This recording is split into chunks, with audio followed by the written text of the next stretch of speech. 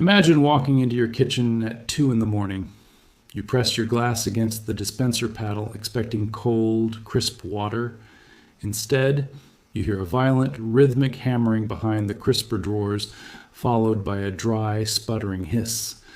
You open the refrigerator door, and a pool of gray, stagnant water is actively soaking into your hardwood floorboards.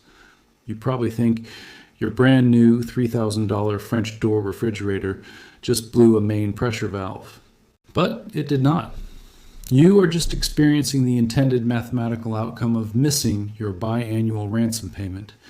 They engineered a mechanism that actively destroys its own plumbing just to force you into a recurring subscription model. The appliance industry has turned your kitchen into an ATM.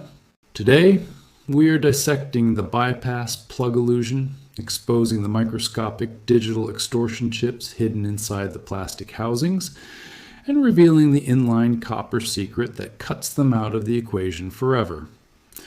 We're talking about the proprietary plastic toll booth.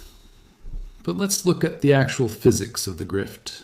You walk through the big box showroom and run your hand across that sleek, glowing touchscreen situated right above the ice maker. It looks incredibly advanced, like a piece of aerospace hardware sitting in your kitchen. The hidden choke point is the microscopic RFID reader embedded directly into the plastic receiver head behind that screen. Why would a water filter need a digital handshake just to let municipal water pass through a plastic tube? Because when you try to screw in a $10 generic carbon block, the motherboard scans for a proprietary corporate microchip. If it fails to detect that exact frequency, the logic board actively fires a solenoid to shut a physical gate valve entirely. It deliberately starves the line. The internal water pump then burns itself out trying to pull liquid against a dead, closed end, severely overheating the tiny copper coils until the lacquer melts. You will literally smell the acrid, dark odor of burnt electronics wafting out from behind the rear access panel, while the ice maker spits out hollow, deformed cubes that taste like warm dust. You are looking at mid-hundreds for a new manifold assembly and a replacement main control board just to get water flowing again. Every tech I know keeps a handful of universal bypass plugs in their center console just to prove to homeowners the fridge isn't broken. It's just holding their water line hostage. It is a manufactured structural crisis.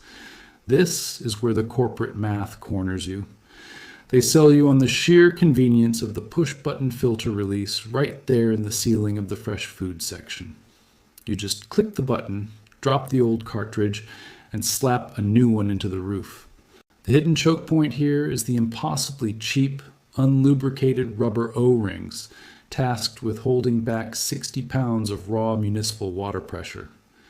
Every time you aggressively jam that $50 branded cylinder up into the roof assembly, you're tearing those dry O-rings against rough, unpolished injection molded plastic. The rubber violently deforms. The primary seal degrades by fractions of a millimeter. Microscopic condensation pushes into those gaps and freezes solid inside the microfractures, expanding and eventually cracking the receiver base wide open. Look under the bottom of your deli drawer. You will find a slick, slimy puddle of rotting gray water smelling faintly of sulfur, slowly seeping backward and rotting the drywall directly behind the appliance. A single pressurized drop per minute ruins your custom flooring and costs you more than the price of a budget top freezer just in baseboard carpentry repairs. Walk into any independent repair shop and you will see a literal trash can full of cracked filter manifolds we've had to rip out of practically brand new units. They built a water bomb inside your fresh food section. The engineering flaw is brutally deliberate.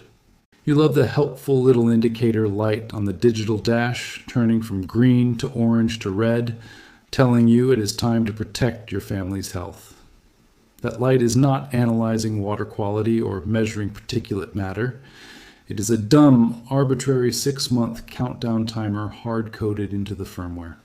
The physical carbon block inside the plastic shell is usually designed to handle 500 gallons of flow, but the firmware is programmed to flag a mandatory replacement at exactly 6 months, even if you have only dispensed 10 cups of water.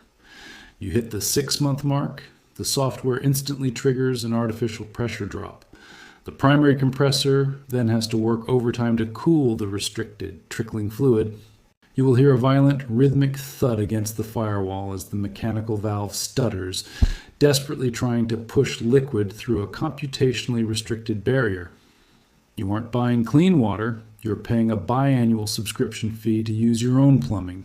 $50 a pop, twice a year, for the entire operational lifespan of the machine, feeding a bottomless corporate revenue stream.